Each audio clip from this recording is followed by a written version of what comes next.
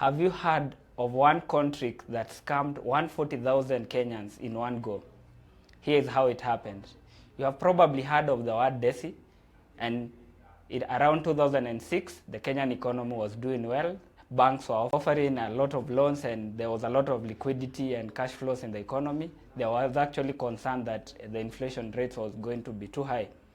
So someone came up with a trick that involved taking advantage of all this money that was flowing in the economy, and they created a company known as DESI, which promised that once you have deposited some money with them, they will double it in 2 weeks. When the architects of the scam started it, they went to churches and politicians and they got them to invest the money and they paid them double the money. By the time it was getting to the ordinary mwananchi, the churches and church leaders had already put in a lot of their money and they had gotten back the benefits as proof of how it works.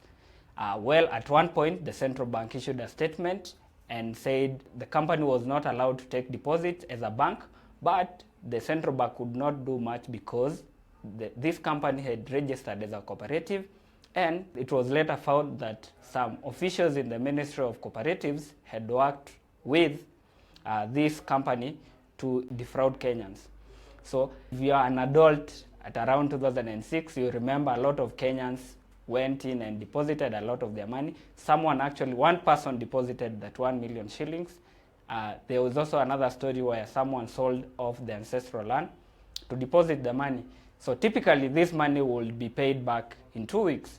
So when you hear your neighbor sold the land and they got back probably 2 million and they were paid back 4 million within 2 weeks, you also do something more extreme. So at around December 2007, the scheme had fallen off because it's a pyramid scheme where high returns are promised, but the money is still used to what you call robbing Peter to pay Paul. So the money that was being said to be interest was actually new money that was coming into the company or to DESI.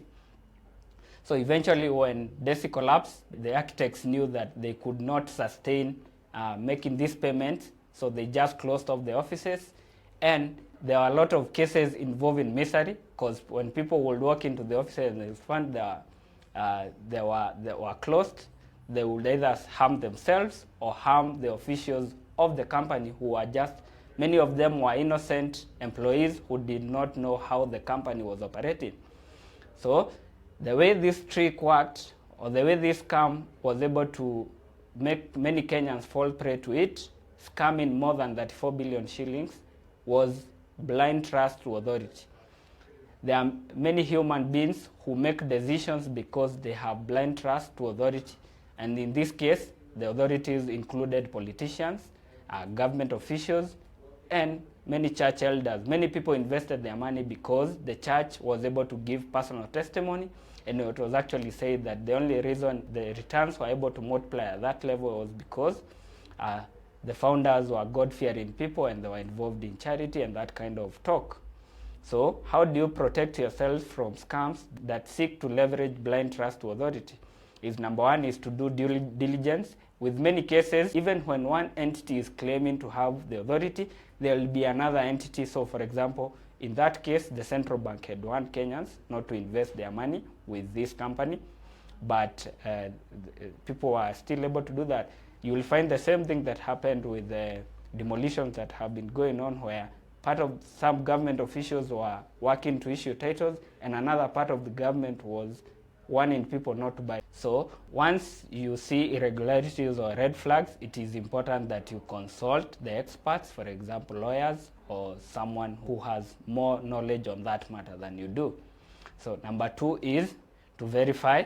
And to verify would mean, much as someone is saying they're investing this money in charity work, find out what are these charities, how are they able to sustain all these payments. Number three is, when the deal is too good, it's probably not true.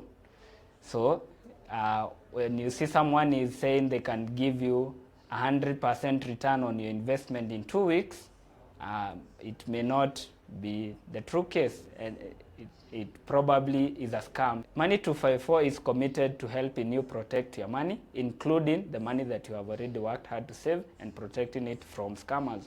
If you are fallen prey to any of these scams, or you would like to share a scam trick that people are using to scam others, you can share your story, or you can share details about that scam through editor@money254.com.